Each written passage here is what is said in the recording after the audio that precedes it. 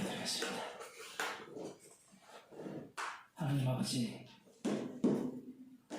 오늘도 저희들을 긍휼히 여기사 생명의 말씀 앞으로 인도하심을 감사드립니다. 생명이 말씀에서 나오고 십자가에서 나옴을 오늘도 주의 말씀을 통하여 듣게 하여 주옵소서. 예수님 이름으로 기도드리옵나이다. 아멘. 하나님 말씀은 마태복음 12장 14절에서 21절 말씀입니다.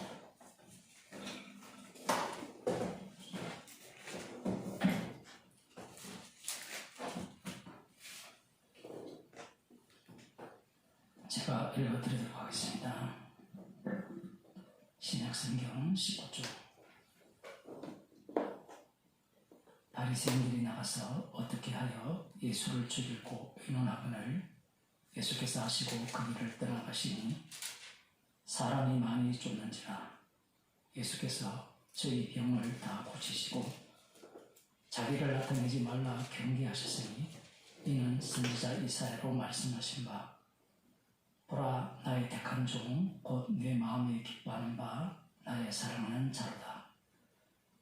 내가 내 성령을 줄 터이니 그가 심판을 이 밤에 알게 하리라. 그가 다투지도 아니하며 들리지도 아니하리니 아무도 길에서 그 소리를 듣지 못하리라. 상한 갈대를 꺾지 아니하며 거저가는 심지를 끄지 아니하기를 심판하여 이길 때까지 하리니 또한 이방들이 그 이름을 바라리라 함을 이루려 하심이니라. 아멘. 아주 유명한 말씀에서 특히 뒤에 나오는 상한 갈대를 꺾지 아니하며 거저가는 심지를 끄지 아니하기를 심판하여 이길 때까지 하리니. 이 본문에 대한 설교는 들어보지 않는 분들은 없을 겁니다. 물론 교회 다닌 지 오래되지 않은 사람의 경우에는 안 들었을 수도 있지만 이 말씀을 통하여서 예수님에 대해서 인식하는 그 인식이 거의 확정되었다고 볼 수 있죠. 얼마 있지 않으면 흔히 말하는 성탄절이 되는데 예수님이 이 땅에 오신 그 목적, 그리고 세상죄를 지고 가는 어린 양, 이러한 용어들이 다 합쳐지게 되면 예수님이 얼마나 우리 인생들을 불쌍히 여기시고 사랑하시는가를 말씀하시는 것이다. 그렇게 흔히 이야기를 합니다. 오늘 본문은 어려워도 너무 어려운 본문이에요. 그렇게 해석을 할 것 같아요. 성경 받지 않아도 돼요. 왜 어려우냐라고 하면 이 말씀 자체는 영이기 때문에 그래요. 살아있는 말씀이기 때문에 어렵다라는 겁니다. 주님이 살아계셔서 친히 말씀으로 일하시지 않으면, 달리 표현하면 성령을 주시지 않으면 말씀을 알았다 한들 깨달았다 한들 아무 소용이 없어요. 알아도 깨달아도 결국은 자기 무기밖에 안 돼요. 성경에서 말하는 알았다 깨달았다 이런 말씀과 우리가 말하는 알았다 깨달았다는 말씀이 다른 겁니다. 선악과를 따먹은 인간들은 이 지식을 알기를 원하죠. 그 지식을 소유하면 안다라고 하지만 그 알림이 아무 소용없어요. 그 선악을 따먹기에 그 지식을 소유함으로 말미암아 하나님과 같이 되는 겁니다. 어디까지 하나님 같이 되느냐라고 하면 그 고난주일날 자기 스스로 십자가에 못 박혀 달리는 뒤까지 하면서도 하나님처럼 되는 거예요. 그것은 육체적으로 보여주는 모습이라고 볼 수 있지만 이 인간은 지식으로도 얼마든지 흉내내고 따라잡을 수 있다는 겁니다. 지금 예수님께서 그 안식일에 선을 행하는 것이 옳으니라 하시고 이에 그 사람에게 손을 내밀라 하시니 저가 내밀매 다른 손과 같이 회복되어 성하더라. 그러자 바리새인들이 나가서 어떻게 하여 예수를 죽일까 의논하거늘.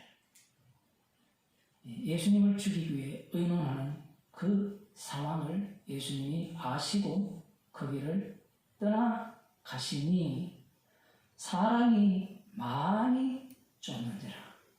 사람들이 많이 쫓는 이유는 이미 앞서 나온 내용이 있기 때문입니다. 우리들은 고상하게 예수님의 말씀을 이들이 듣고 예수님의 말씀의 수준이 깊어서 이들이 따라간다라고 생각할지 모르지만 니고데모를 보게 되면 고상한 인물들은 거의 안 쫓아다녀요. 왜냐하면 그들은 오늘날로 말하면 감정에 치우친 자들이 아니라 이성의 철저하게 바탕을 둔 합리성의 바탕을 두어서 판단을 해요. 눈에 보이는 게 다가 아님을 그들이 알아요. 무엇을 통해서? 구약 율법을 통해서. 이미 신명기에 그런 말씀들이 나오거든요. 거짓 선지자들은 두 종류가 있죠. 하나는 예언을 하면서 이루지 못하는 경우가 있고 또 다른 하나는 기적 같은 걸 보여요. 예언을 이루어요. 그러면서 다른 하나님을 믿자고 하는데 구약을 들어가 보면 그 다른 하나님도 여호와 하나님이라는 우성이 또 불쑥 튀어나오더라는 겁니다. 그러니 내용과 믿음에 대한 일치, 믿음의 대상에 대한 일치에 대해서 이들은 생각하고 있어요. 바리새인들이 예수님의 이 말씀, 예수님의 말씀이 불쾌하다고 지난 시간 말씀 드렸고요. 그 불쾌함이 어디까지 도달했느냐? 죽여야 되겠다는. 죽이고 싶은 마음이 드는 이유가 무엇이냐고 할 때는 예수님의 말씀 자체가 자신들을 부정하기 때문에 그래요. 그 부정하는 것이 우리들은 부정하면 그게 다구나 이렇게 되는데 유대인들은 부정을 하면 심판입니다. 저주예요. 하나님의 편이 아니기 때문에. 네가 나를 부정해도 나는 예수 믿고 천국 가면 되지. 나 하나님 믿고 천국 가면 되지. 그렇게 인간들이 생각을 하잖아요. 근데 예수님의 말씀이 들리는 그 유대인들 당사자들, 계속해서 종말이라고 표현을 하는데 지금 그 종말에 드러나는 그 당사자들은 그 예수님의 말씀 자체 앞에서 자신들에게 하는 말들을 보면 너희들은 지옥 가라는 선언이에요.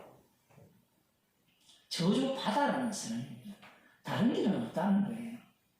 오늘날 교회는 이 교회 안 가면 저 교회 가면 되고 네 말 안 들으면 저 목사 말을 들으면 되고 여러분도 똑같잖아요.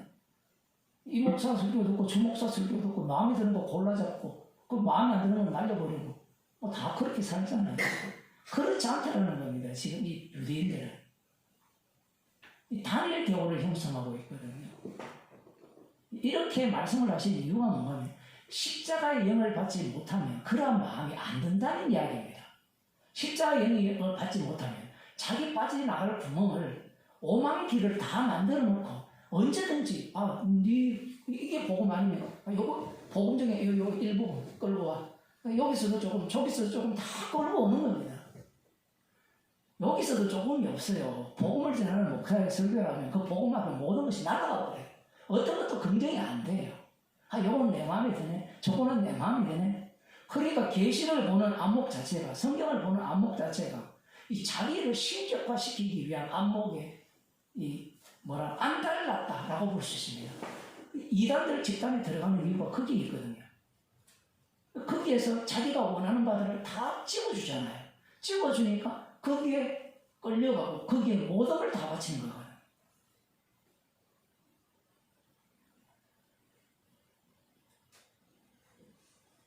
그 어떤 사람이 지하철을 타고 가는데 우연히 어떤 사람을 알게 됐는데 그 사람하고 통화를 하다가 전화가 왔어요. 교회 한번 가드릴까요? 서울 살이 얼마 안 되는데 생소한 낯선 환경이거든요. 저희가 사는 세계에서는 여러분들은 많이 경험한지 모르겠지만 제가 교회 한 두 번 가드릴까요? 그거 왜 오는데? 오늘 우리 여기 장로님한테 전화가 왔더라는데 홈페이지에 올려놨는데 제가 전화번호 다 내렸는데 제 전화번호는 아니거든요.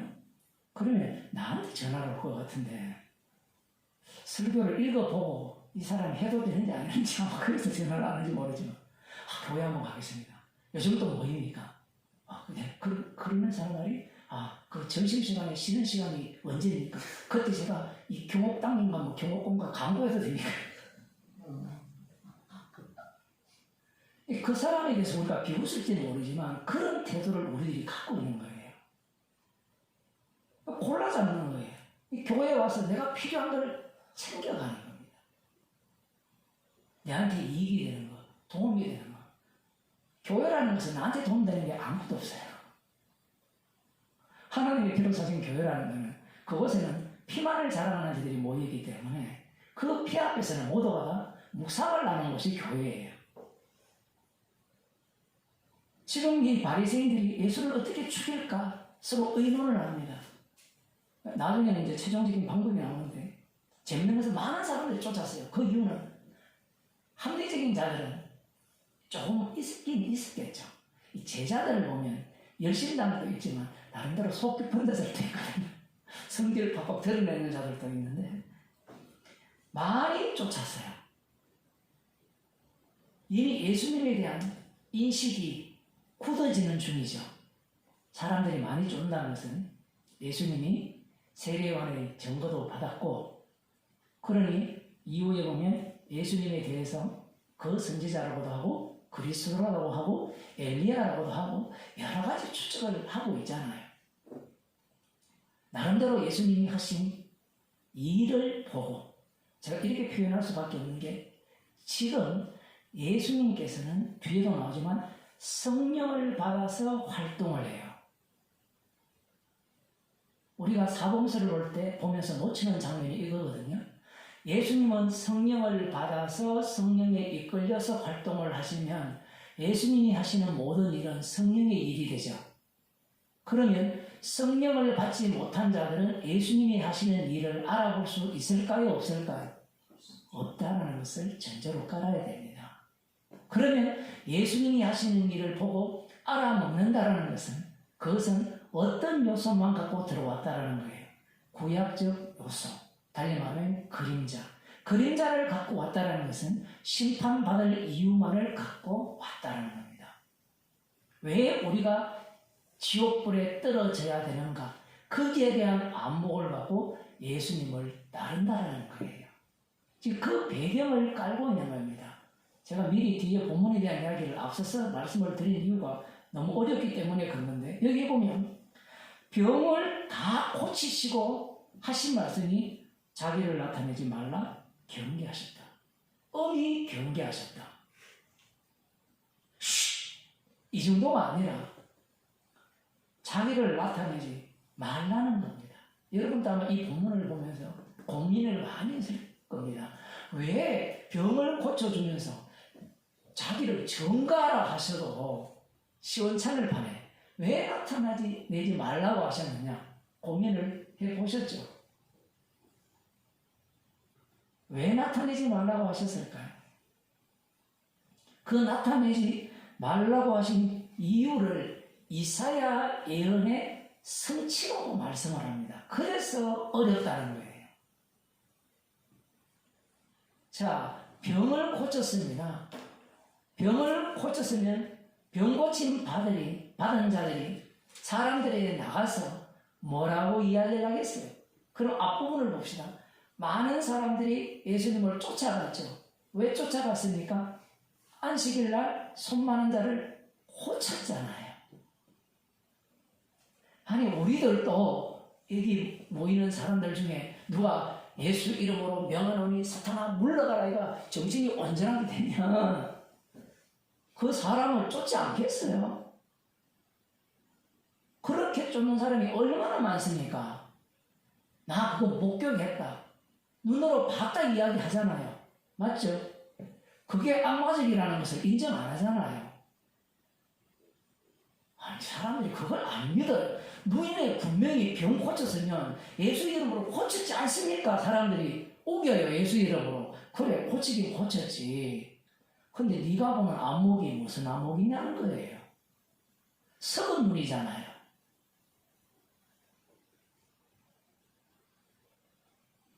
밥이 우리를 살립니까? 십자가의 피가 우리를 살립니까?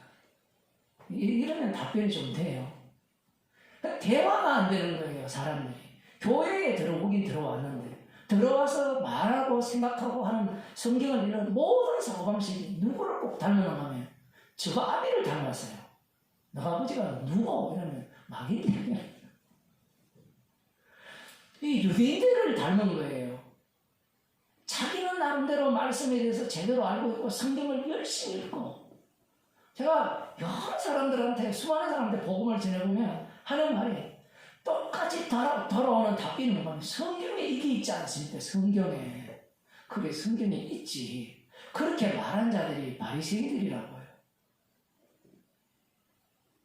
그들은 구약에 나타난 그 배역하는 이스라엘 백성들과 예수님 당시의 유대인들을 동일시해요. 물론 동일합니다. 동일한데 레벨이 달라요. 어떻게 레벨이 다르냐 할 때는 구약에 나오는 그들은 초자 같으면 이 예수님 당시에 나오는 것은 초자가 아니라 대자예요. 대자. 오늘날로 말하면 박사들입니다. 박박사들이에요. 그들이 하는 일을 똑같이 하는 겁니다. 그래서 이 말씀도 해석이 안 되는 거예요. 예수님께서 많은 사람들의 병을 고치시고 자기를 나타내지 말라고 경계하셨다. 이게 무슨 뜻이냐 이게. 그럼 우리는 답변하지 오해하지 말게 하기 위해서. 맞죠? 나 병 고치는 사람 아니야.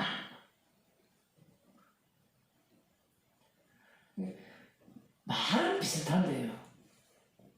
그 정도로 이 본문이 해석되어져서는 안 되는 겁니다. 왜 경계하지 말라고 했어요?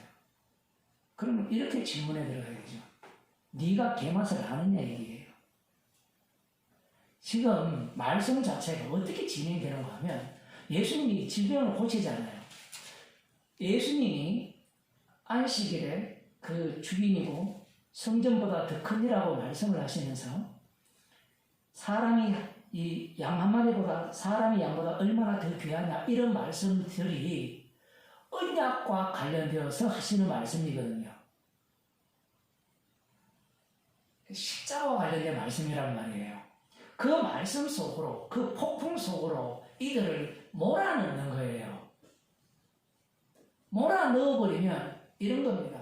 이 가을에 한국에는 제가 그런 곳을 잘 못 봐서 떠난 적으로 돼가지고 제가 살던 그 중국에 보면 밀재배를 하거든요. 나가면 미국의 뭐 드라마나 영화에 나오잖아요. 기계 쫙 하면 그럼 기계가 돌아가면 기계가 어떠한 걸 보여주기 위해서 밀들이 쫙 누워 있거든요. 그러면 밀 수확한 거 쫙 하고 뭡니까 단들은 이렇게 따로따로 구분을 한단 말이에요. 거기에 휘말려 들어가거든요. 지금 그러면 자기는 몰라요 뭔지. 자기는 그냥 휙 들어갔는데 아 이게 바로 밀 수확하는 기계야. 그걸 보여주는 역할을 하는 건데 자꾸 우리는 들어가면서 내가 뭘까 생각하면서 아 이걸 다 알 거야 이런 식으로 이해를 하는 거예요. 그 성경을 읽을 때 그렇게 이야기하는 겁니다. 십자가가 밝게 보여야 되는데 아, 이 사람들은 뭔가 알 거야. 뭐 알긴 뭐 알아요. 알게 되어져요. 이게 참으적으로 설명이 되는 겁니다. 성령 받은 마태에서. 물론 그 전에 그렇게 알려진 자들도 있긴 있어요. 그러나 부분적입니다. 그것은 십자가에 완료된 입장에서 보는 거예요. 많은 사람을 고쳤을 때 자기는 이 사람이 죄 용서, 십자가에서 새 언약을 완성하신 분이 이분임을 증거하기 위해서 병을 고쳤다라고 몰라요. 아, 모르니까 구원 못 받았으니까 그런 소리 하지 말라 얘기예요. 지금 자꾸 우리는 알면 천국 가고 모르면 지옥 가고 아니 그 미리 뭘 알아요. 그냥 기계가 돌아가니까 휙 들어가니까 자기가 알곡 쪽으로 들어가고 쭉 저기서 날아가는 거지.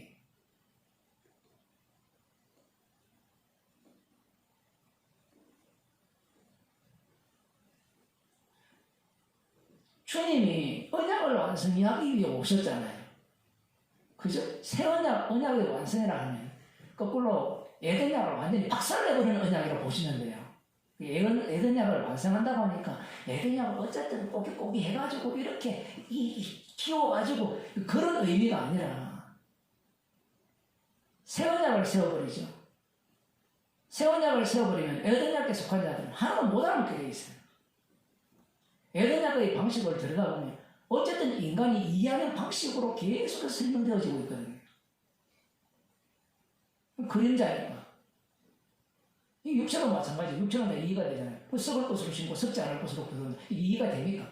썩지 않을 것으로 거두는 그게 뭔데 아무리 설명해 보세요. 백날 해봤자 과학적 이야기밖에 안 나와. 육이기 때문에 자기를 나타내지 말라 경계하셨으니. 그러니까 너는 이 이사야 선지자가 예언한 대로 그 예언을 이루기 위해서 온 나를 증거하기 위한 환자들이야, 병자들이야. 그 얘기예요. 이들에게 의미를 둘 필요가 없다는 이야기입니다.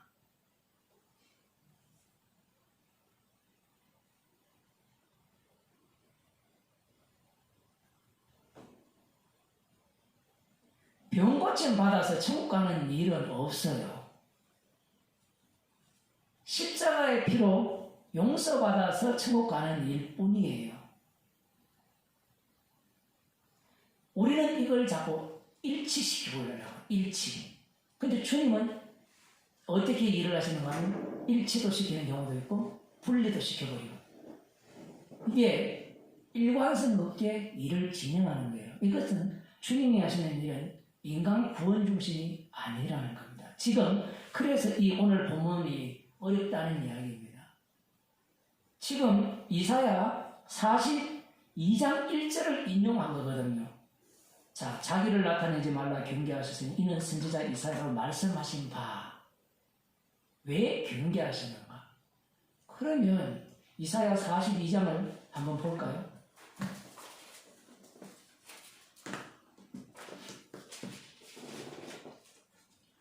내가 붙드는 나의 종, 내 마음에 기뻐하는 나의 택한 사람을 보라. 내가 나의 신을 그에게 주었음이죠. 그가 이방의 공의를 베풀리라.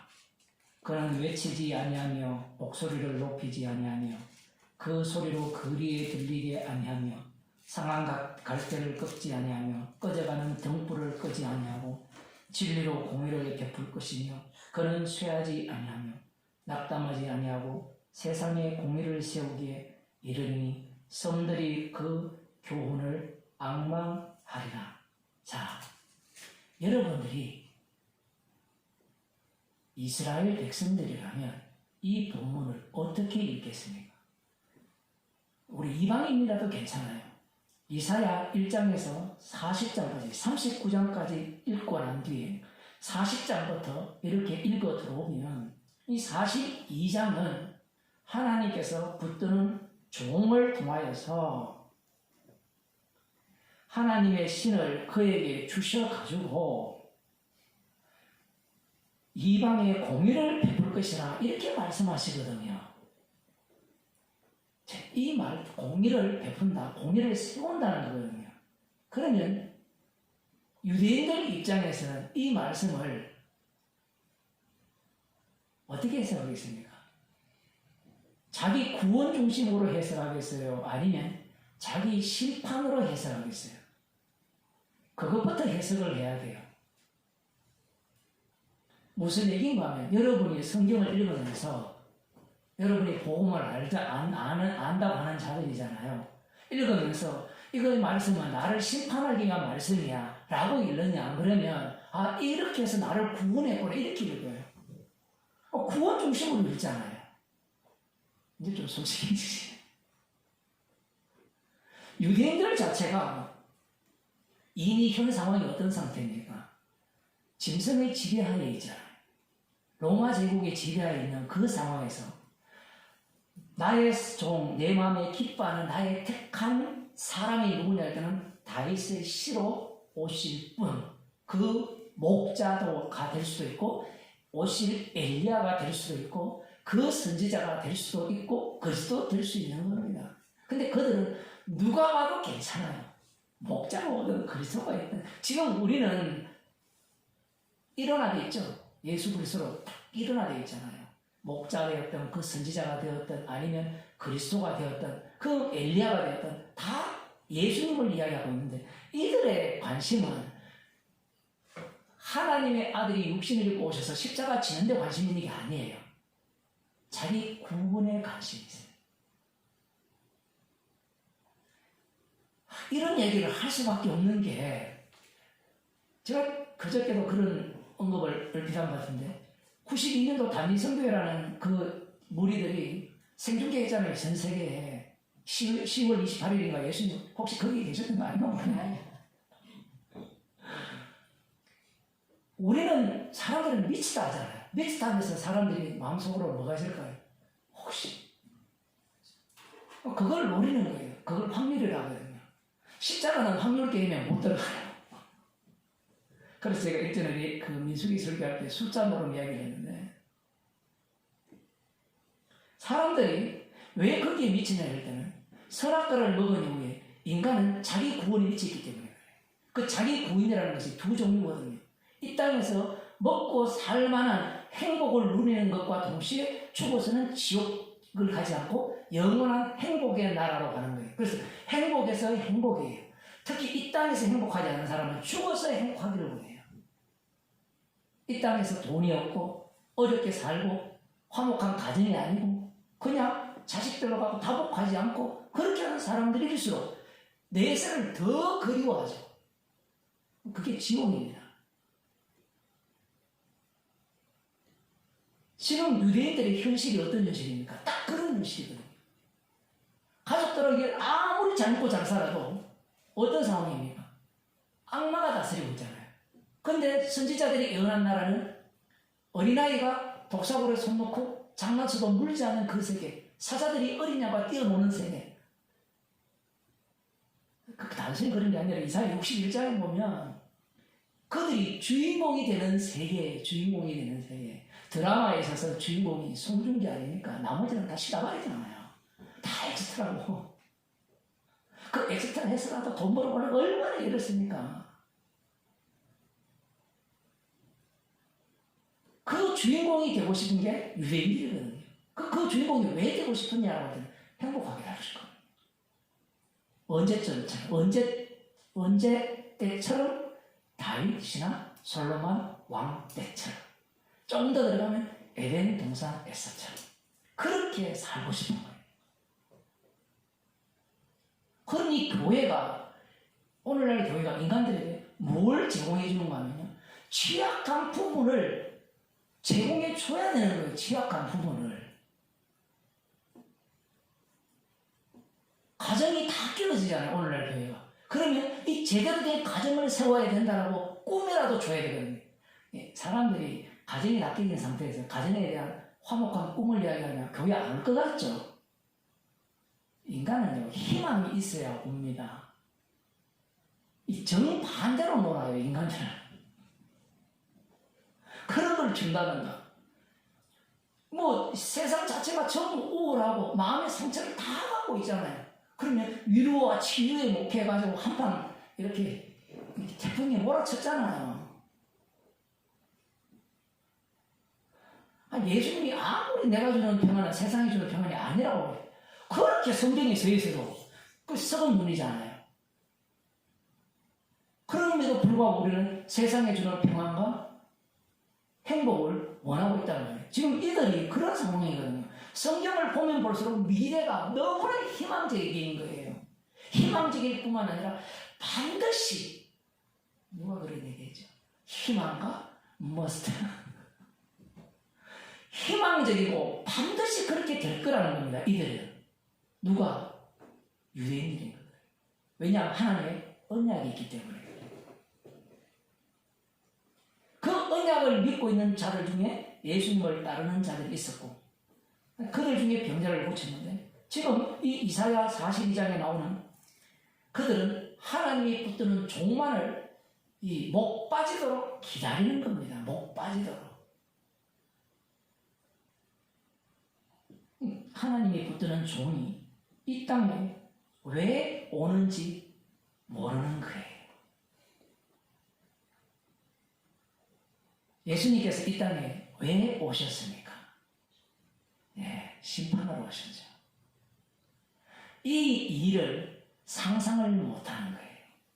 이미 하나님께서는 선악과를 먹은 인간을 에덴 동산에서 추방하시고 죽음 속에 가둬버렸죠. 그럼 그들의 심판은 이미 확정된 상태에서 심판이 딜레이가 된 거예요.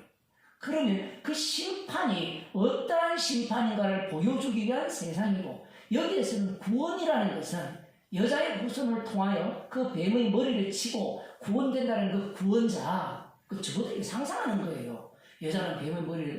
여자의 후손은 뱀의 머리를 상하게 하고 뱀은 여자의 그 후손의 발꿈치를 물 것이라. 이걸 상상하면서 내 구원을 지금 상상하는 거예요. 내 구원, 나의 구원, 우리의 구원. 그게 없다니까요. 아예 처음부터 끝까지. 아브라함도 착각한 게 그거였거든요. 노아를 구원할 때 은혜를 잊게 하잖아요. 은혜가 있었다는 것은 이미 뭐가 바탕에 깔렸다는 거예요. 심판이 깔렸죠. 심판이 있기 때문에 은혜가 있는 거 아니에요. 그러면 노아의 구원은 심판 속에서의 구원이거든요. 그러면 그 노아는 노아입니까? 아닙니까? 아닌 거예요. 그래서 뒤에 보면 그 이후에 나오는 인물들이 이름이 교체자가 일어나잖아요. 아브라함이 아브라함이 되고 그 이삭은 이삭이 되고요. 그 과정들이 또 있고 그 다음 야곱이 이스라엘이 되는 겁니다. 지금 그 내용을 다 알려줬어요. 다 알려줘도 원래 이들을 주께서 선택하신 목적은 짐승 만들기 위한 거거든요. 자기들은 다니엘서를 보면서 짐승이 제국일 거라 생각했는데 그 제국의 가장 앞잡이들이 누가 됩니까? 그 짐승을 이 심판하기 위해서 오시는 뜨인 돌을 기다리는 인자 같은 이가 구름 타고 오신다는 그분을 기다리는 그들이 구름 타고 오실 분을 죽여버리거든요. 그 일을 하라고 그들을 택한 거예요.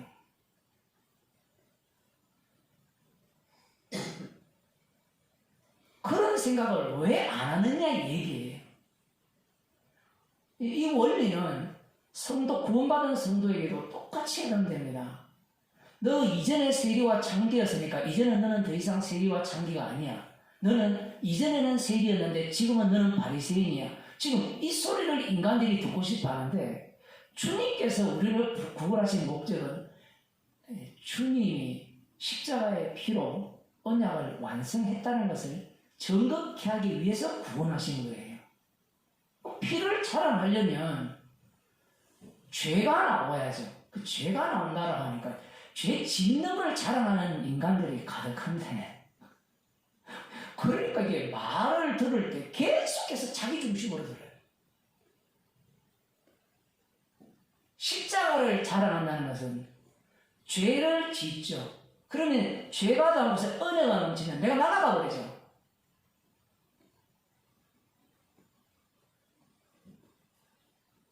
날아가는 자리예요. 내가 제거되는 자리. 그것을 뭐라고 하나? 자기를 부인하는 자리라 이렇게 이야기합니다.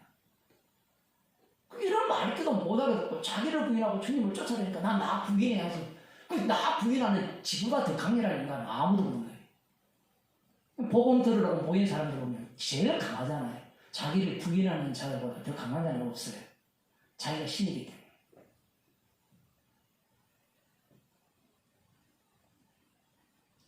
유대인들이 이 짓을 한 거거든요. 이사야 42장을 보면 하나님의 종려기를 얼마나 고대했을까요? 하나님의 신이 부어주면 그 신은 어떤 신일 거라 예상하겠어요? 뭐 어떤 신이겠어요? 삼손같이 개차반이 아닌 삼손 같은 목자. 딱 이게 정답이거든요.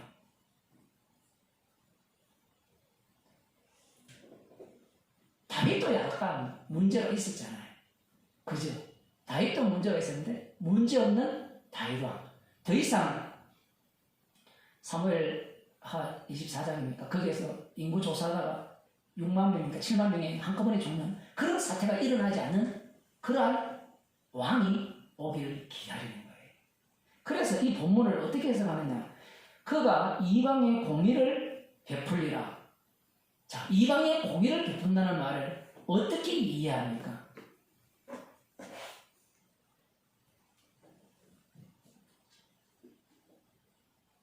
이런 말씀들이 왜 문제가 되는가 하면 그 4절에 보면 그는 쇠하지 아니하며 낙담하지 아니하고 세상에 공의를 세우기에 이르리니 섬들이 그 교훈을 앙망하더라. 섬들이라는 것은 이 유대인 땅을 벗어나서 저 멀리 있는 이방 나라 이렇게 보시면 돼요. 교훈을 앙망한다 하죠. 자, 여기서 질문해 봅시다. 어느 이방인들이 십자가 복음을 앙망합니까? 예? 누가 십자가 복음을 앙망해요? 사람들이 본문을 보면서 막연히 조금만 성경 읽어도 앞뒤가 안 맞다는 걸 나오는데 이 이방의 공의를 세우리라 이 말씀 자체를 어떻게 이해를 해요?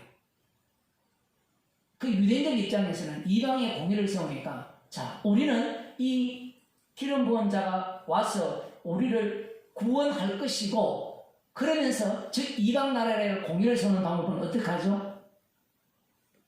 이방 나라의 공의를 세우는 방식이 어떤 방식입니까? 심판하는 방식이거든요. 이사야 10장을 보겠습니다.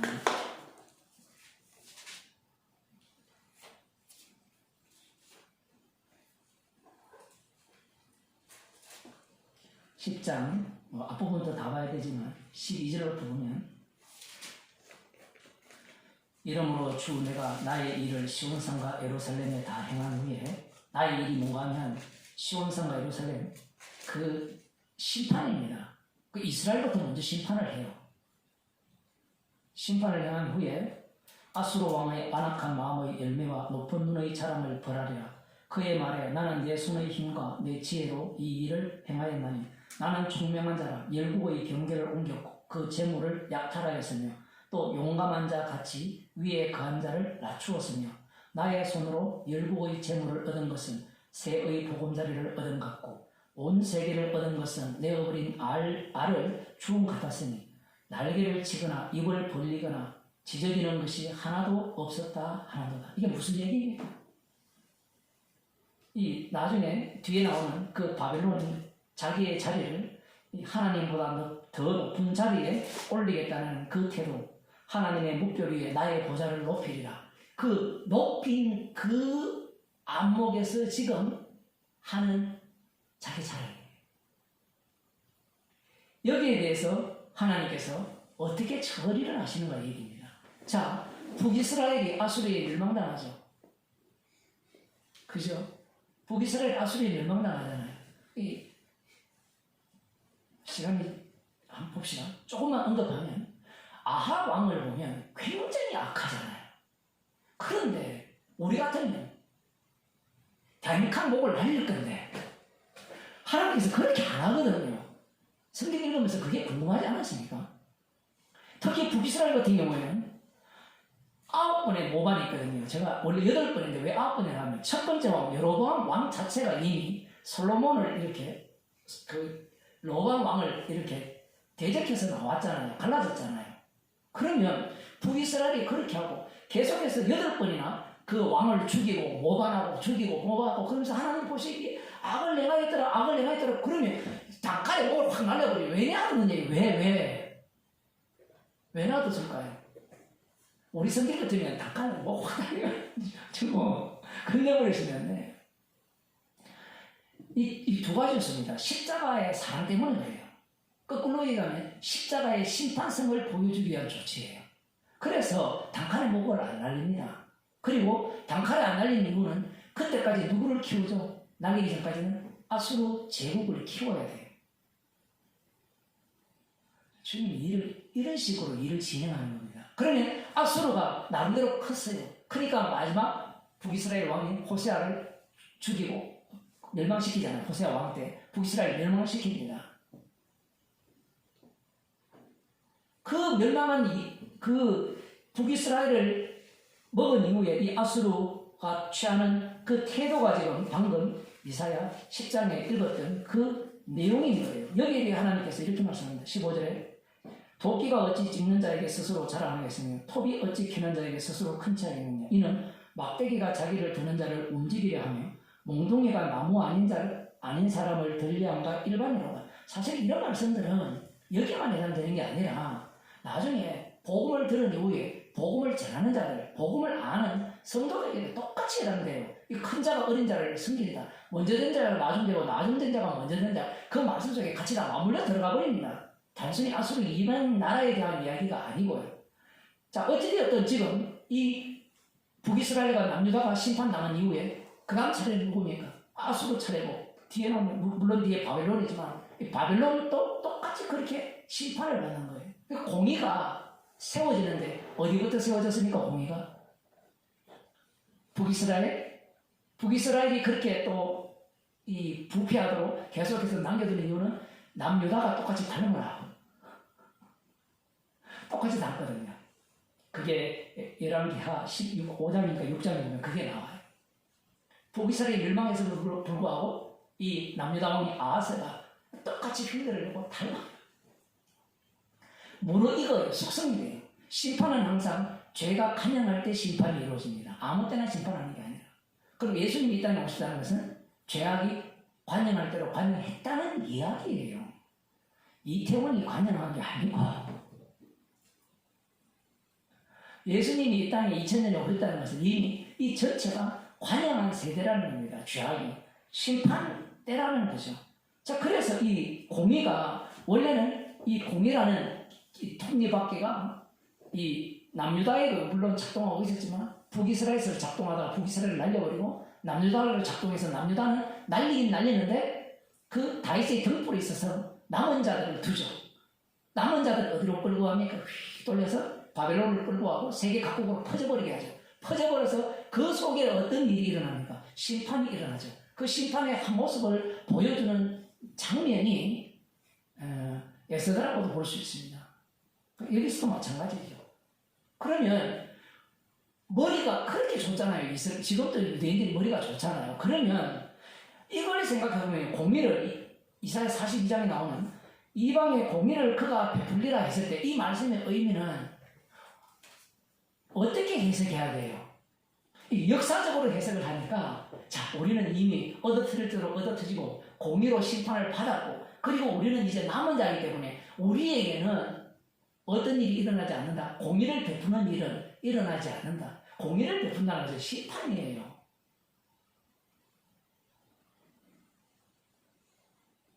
나중에 성들이 그 교훈을, 이 교훈이라고 해서 십자가에 도잖아요. 십자가의 도를 악망하리라 할 때는 십자가 영이 임했을 때 악망하는 자로 바꾸어지는 거예요.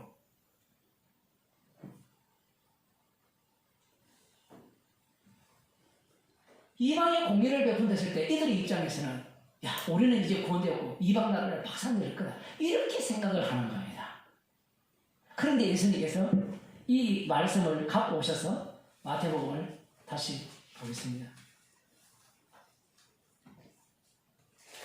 갖고 오셔서 선지자 이사야로 말씀하신 바 자기를 나타내지 말라 경계하셨죠. 그럼 선지자가 이 여호와 하나님의 보내심을 받아서 외칠 때 뭐라고 외칩니까? 듣지 못하게, 보지 못하게, 그죠? 알아듣지 못하게, 마음을 둔하게 외치잖아요. 지금 그 역할을 누가 부여받은 사람은 경계하여 나타내지 말라는 이야기를 하는 거예요. 예수님께서 완전히 우리의 그 사고 이 방식을 몇 번이나 점핑해서 말씀을 해버리는 겁니다. 상당히 지금 이 말을 못 알아듣죠. 병고침을 받은 자들은 못 알아들어요. 그렇게 되면 이사야의 예언 자체가 이사야를 예언하고 있는 모든 자들은 예수님이 해석하는 이사야의 예언의 성취와는 같아요, 달라요? 다르다라는 이야기입니다, 지금. 그러면 그 당시 이 유대인들, 예수님을 따르는 그들, 메시아를 기다리는 자들은 이 이사야 42장에 나오는 이 나의 택한 종을 어떻게 이해했느냐? 병 고치는 분으로 이해했죠.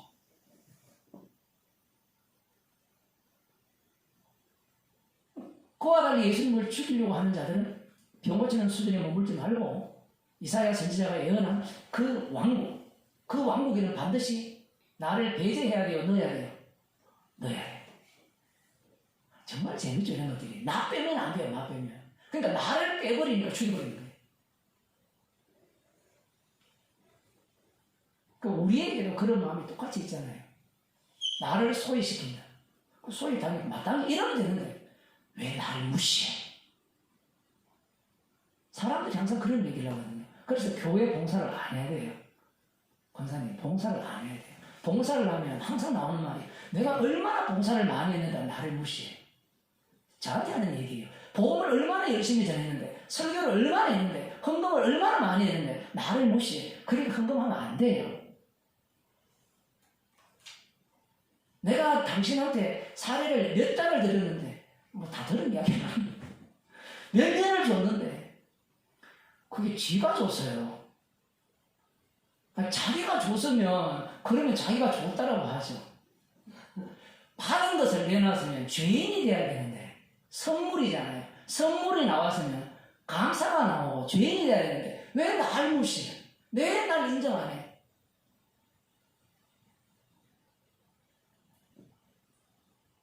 나를 배제를 못해요. 자기 부인이 안 되는 겁니다. 지금 이 예수님께서 나를 나타내지 말라는 이유가 너 지금 너 부인 안 되지 그 얘기예요. 병 고침은 받았는데 지 부인이 안 돼요. 그러니까 잘 됐다. 너를 이용해서 이사야 예언을 내가 성취하러 온 그 메시아다. 이 말에서 의미는 내가 바로 언약의 성취라는 겁니다. 언약을 위해서 오셨다는 거예요.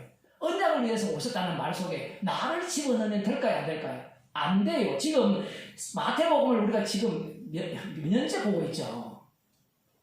우리 저기 어디야? 우리 정집사님 그때 모임부터 시작을 한 것 같은데 중국에서 시작을 했는데 내가 부인이 안 돼요. 내가 유대인들이 그런 겁니다.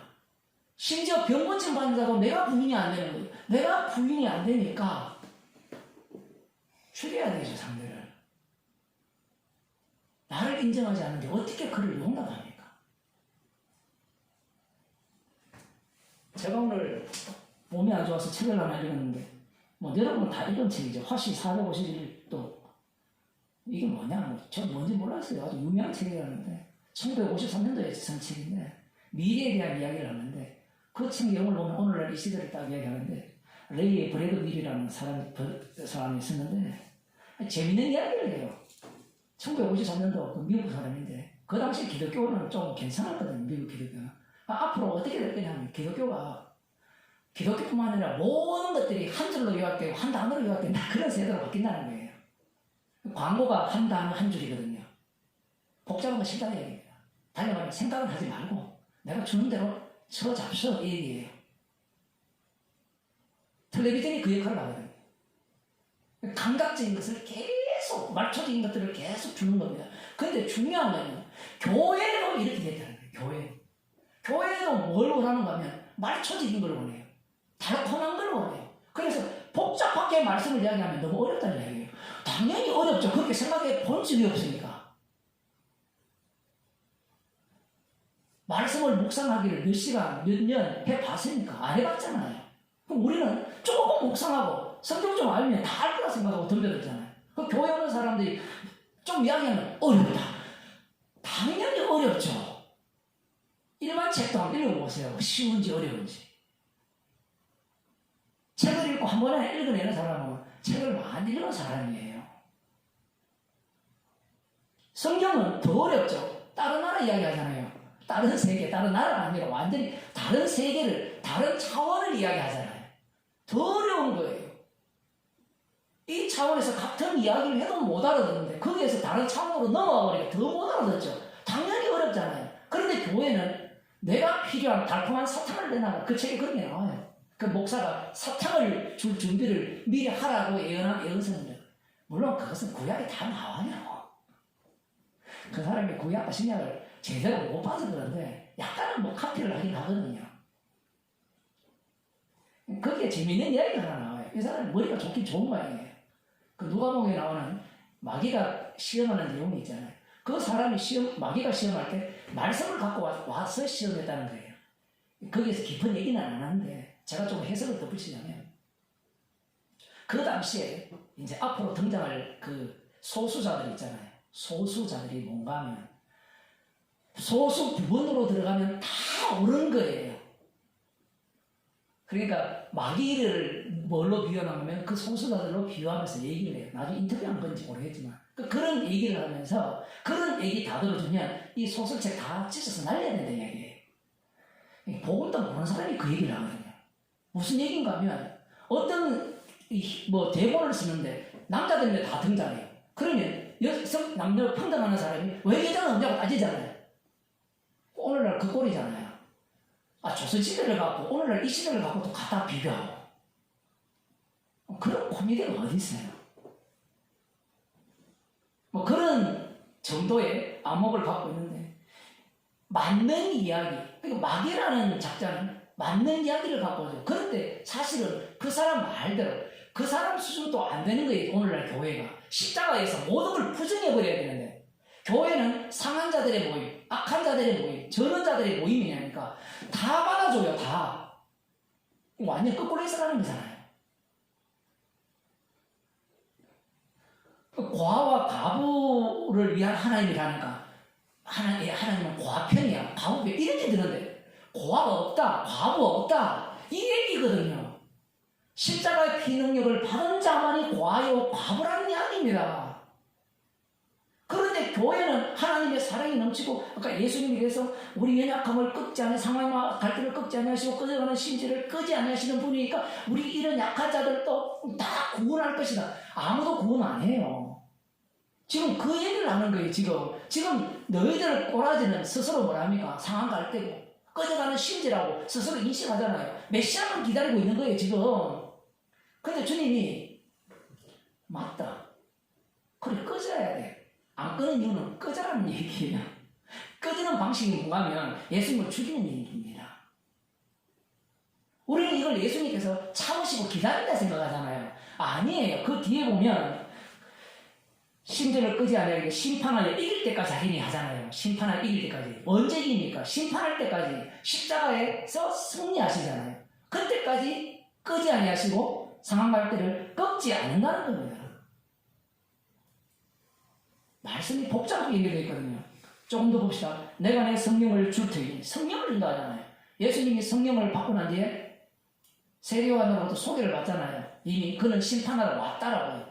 그러면 예수님의 심판은 성령의 심판이죠. 그러면 성령의 심판은 인간들이 눈치를 못 챕니다.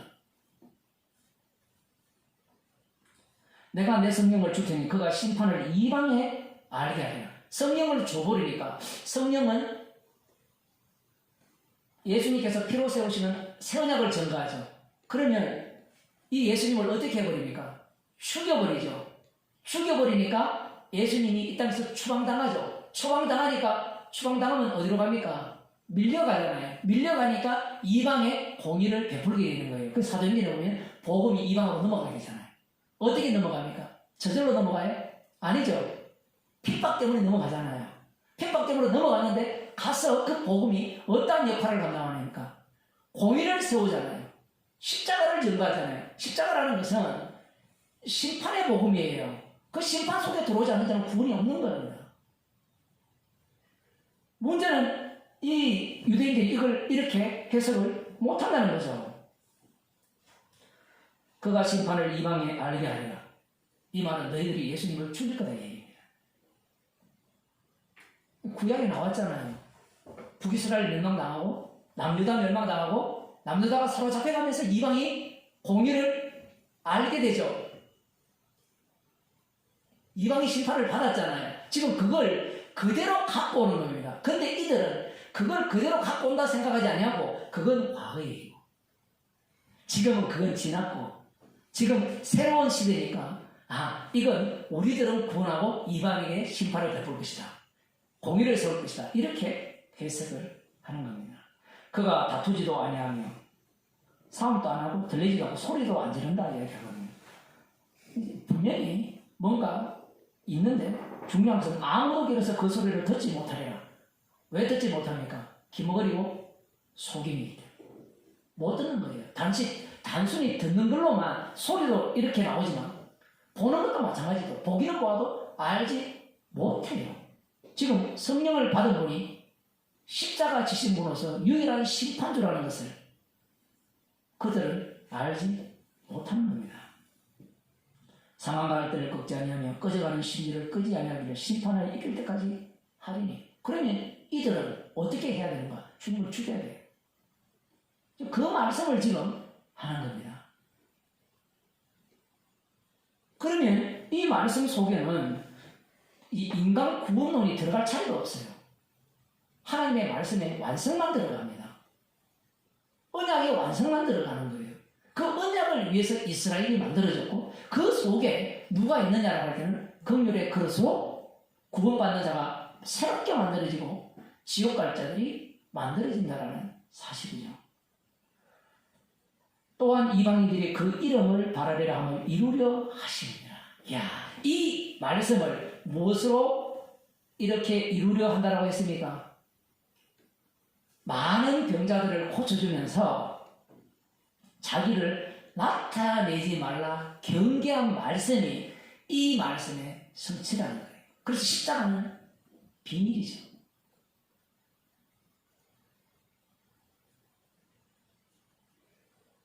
예수님은 인간을 구원하기 위해서 오신 분이 아니에요. 상황할 때 끄지 않으시고 꺾지 않으시고 꺼져가는 심지를 끄지 아니하시면요 인간 다 구원해야 돼요. 지옥 올 자가 없어야 되잖아요. 그게 사랑의 하나님 아닙니까? 그렇게 생각하는 자들이 유대인이었다는 사실입니다. 자기들은 구원받아야 되고 이방인들은 심판받아야 되고 지옥 가야 되고 그게 인간들이 갖고 있는 사고방식이에요. 그건 철저하게 나와 부인되지 않는 자기중심의 사고방식인 겁니다. 오늘날 교회도 이런 말씀들을 보면서 이 새 언약을 위한 예수님의 살과 피로 세우는 새 언약을 위한 이 세상임을 우리의 몸임을 알아야 되는데 새 언약조차 자기의 몸을 위한 언약으로 바꿔치기 하는 그런 세상인 거예요. 그럼에도 불구하고 주님은 이 말씀대로 진행을 해버리십니다. 이 말씀을 통하여서 예수님의 이 땅에 오신 그 목적은 우리를 구원하기 위함이 아니라 십자가 지신 본인이 유일한 새 언약을 세우는 분이시오 심판주이심을 증거하기 위해서라는 사실이에요. 성경을 받게 되니까 비로소 이 말씀에 합류하는 겁니다. 주님의 죽으심만 보이고 우리의 죄악이 낱낱이 드러나는 겁니다. 기도하시겠습니다. 하나님 아버지,